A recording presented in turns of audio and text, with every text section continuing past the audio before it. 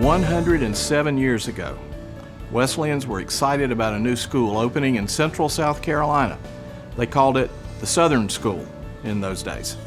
It served the whole church, of course, but the Southern districts were thrilled to have a school in their region, a school that would produce Christian professionals in every walk of life, but especially Christian ministers and missionaries. Now, for the first time in the history of that Southern school, its division of religion will have its own home. This iconic stone church in the middle of our campus will become the site of the new Nicholson-Mitchell Christian Ministry Center. But we're not just talking about a building. It's bigger than that. We're talking about a mission to prepare a new generation of leaders to reach a culture which is not exactly friendly to the faith. The message won't change. It's still the timeless message of the gospel. But those who come to Southern Wesleyan to learn how to teach and preach it in the 21st century will find a redesigned curriculum and innovative, cutting-edge, forward-thinking programs in the Nicholson-Mitchell Center.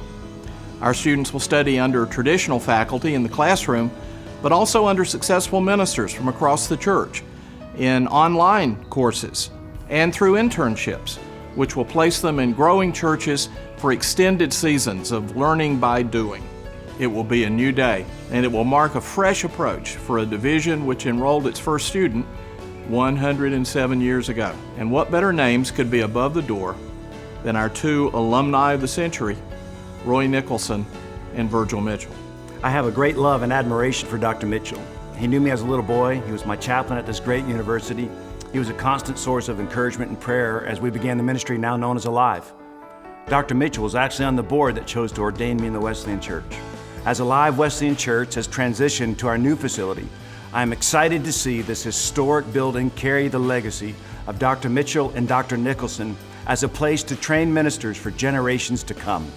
Dr. Roy Nicholson came to SWU many years ago asking God to give him 100 students he could train for ministry. I am blessed to be one of that number. He was my teacher, my mentor, my friend, and late in his life he was an encouraging member of a church I pastored.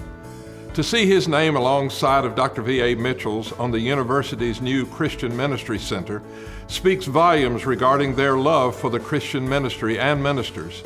Their zeal for God's work will live on through the lives of those trained in this valuable center.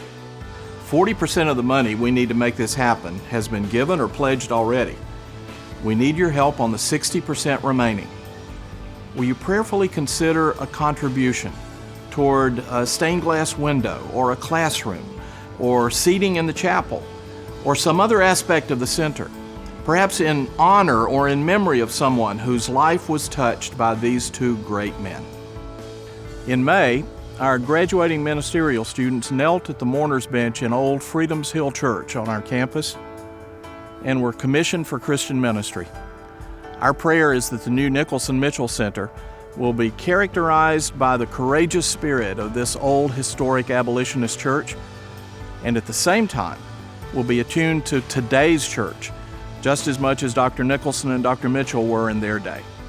Join us in that prayer, won't you? And put your prayers to work with a gift, an investment, really, in the future of the church.